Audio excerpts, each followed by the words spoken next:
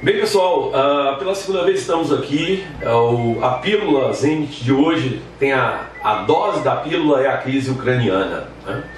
A Ucrânia, como nós sabemos, é um país ali da Europa Oriental que fez parte do antigo Império Russo, que fez parte da União Soviética entre os anos de 1917 e 1991 e que desde esse período de decomposição, desagregação da antiga União Soviética, desde esse período, a Ucrânia vive uma relativa estabilidade. Eu digo relativa estabilidade, como todo país ali do leste europeu, é uma colcha étnica, né? Os ucranianos são a maioria naquele país, né? São a maioria, mas existem algumas áreas da Ucrânia, mais a leste da Ucrânia e mais ao sul da Ucrânia, nós temos áreas de outras populações, de outras etnias, tártaros, russos, e os principais dessas minorias são os russos. E essa crise hoje, ela foi gestada numa relação de poder, de um lado, a Rússia, que é herdeira da União Soviética, e a CEI, né? CEI, a Comunidade dos Estados Independentes, por outro lado, a União Europeia, e sua intenção de capturar para sua orla de influência a Ucrânia. Nesta luta, uma parte da Ucrânia é sensível, é propensa a aceitar acordos com a União Europeia, enquanto que uma outra parte da Ucrânia, da população ucraniana, tem uma certa resistência a isso e preferem estar relacionadas à Rússia, que é herdeira da antiga União Soviética. E isso foi piorando. As relações foram piorando. No final do ano passado havia um acordo a ser feito, um acordo econômico entre a Ucrânia e a União Europeia, acordo esse que não foi aceito pelo governo, né?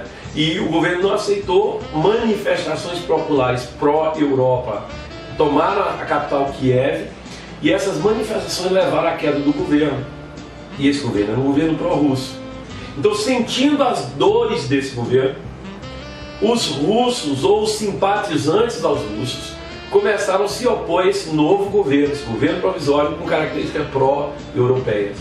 E aí levou a uma escalada da violência, a escalada desse conflito. E o que aconteceu?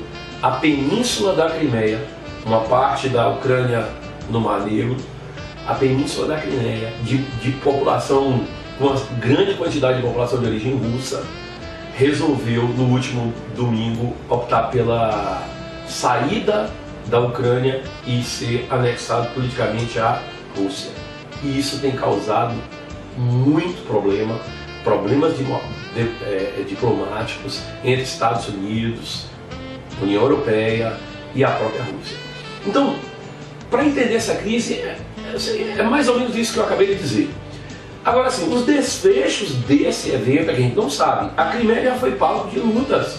Por exemplo, em 1850, mais ou menos, o Império Britânico, o Império Francês, o Império Turco-Otomano e o Império Russo envolveram em guerra na Crimeia. Então, desde um tempo bastante antigo, a Crimeia é habitada por russos. E essa Crimeia passou a fazer parte da Ucrânia a partir de 54. E hoje, os habitantes de etnia russas, mesmo sendo ucranianos, mas são de etnia russa, acharam por bem, né, tomar armas, iniciar um processo de desvinculação da Ucrânia.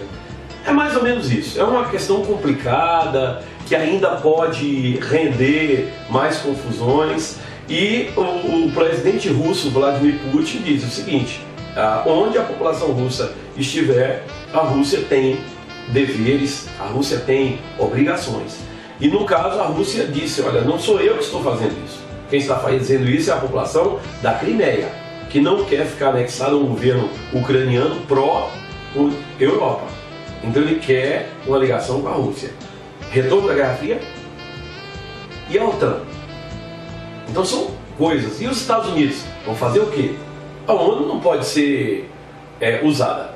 Como vocês sabem, a Rússia ela tem um assento permanente na ONU, e ela pode bloquear ou vetar qualquer ou quaisquer ações que a ONU quiser fazer. Então, via ONU não existe possibilidade, porque a Rússia usa seu poder de veto.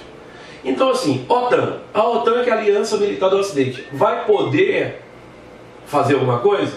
A Polônia está ali do lado, aumentaram as tropas, aumentaram a força aérea, mas vai fazer o quê? É uma escalada, é tensão. A Ucrânia depende do gás russo. A Ucrânia tem laços econômicos fortíssimos com a Rússia. Então o futuro não dá para prever. Vamos esperar mais um pouquinho, né, ver o que vai acontecer.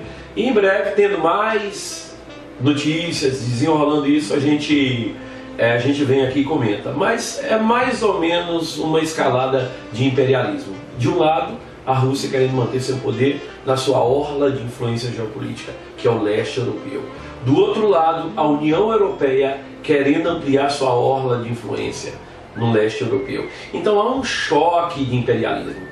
Mais brando por um lado, mais agressivo por outro, mas é um choque de imperialismo. Não é o retorno da Guerra Fria, né? Não é o retorno, mas são tensões latentes desde a época da Guerra Fria. Então, era isso que nós tínhamos para discutir hoje. Um abraço a todos e muito sucesso!